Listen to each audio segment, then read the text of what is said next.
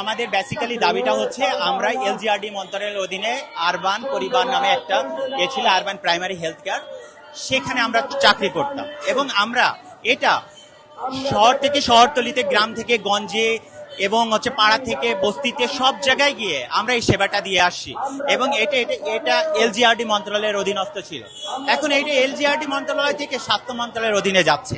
এখন স্বাস্থ্য মন্ত্রণালয়ের অধীনে যখন যাচ্ছে, স্বাস্থ্য মন্ত্রণালয় বলতেছে যে আমরা শুধুমাত্র অনফর বিল্ডিং গুলো নিব। আমরা বলছি যে শুধু বিল্ডিং গুলো নিয়ে কোনো লাভ নাই, জড়বস্তু নিয়ে কোনো লাভ আছে? ওটা কি দিবে আপনাকে? ওটা দিন শেষে কিছুই দিবে না।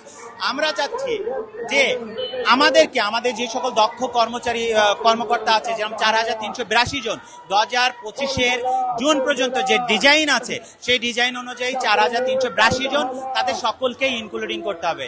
কারণ শুধু 4382 জন না, এর সাথে প্রত্যেকটা পরিবারের সদস্য জড়িয়ে আছে, তাদের রিজিক জড়িয়ে আছে। আপনি কি করছেন? জড়বস্তুগুলোকে নিয়ে তাদের রিজিকে হাত বসাচ্ছেন। এটা তো আসলেই আমার কাছে প্রশ্ন থেকে যায় যে আমাদেরকে কেন বাদ দেওয়া হচ্ছে।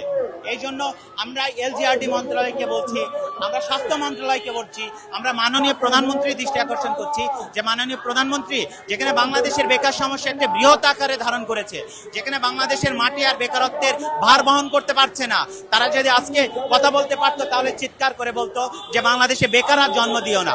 সেখানে আপনি এই সকল 4382 জন যারা দক্ষ কর্মী, যারা 27 বছর ধরে শ্রম দিয়ে যাচ্ছে, যারা 10 বছর ধরে শ্রম দিয়ে যাচ্ছে, যারা 5 বছর ধরে শ্রম দিয়ে যাচ্ছে, আপনি তাদেরকে কিভাবে বাদ দিয়ে শুধুমাত্র জড় পদার্থ বিল্ডিং নেওয়ার আশা করতে পারেন?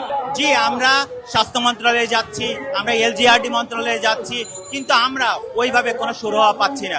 দেখেন, আমাদের স্ব কর্মস্থানে শুধুমাত্র বিল্ডিং না, আমরা বিল্ডিং এর বাইরেও আমরা ভাড়া করা বিল্ডিং দিয়েও চালাই, সেগুলোও চালাচ্ছি, শুধুমাত্র বিল্ডিং গুলো নিচ্ছে, কিন্তু আমাদের যেগুলো ভাড়া করে চালাচ্ছি সেগুলোর কোনো খোঁজ খবর নাই।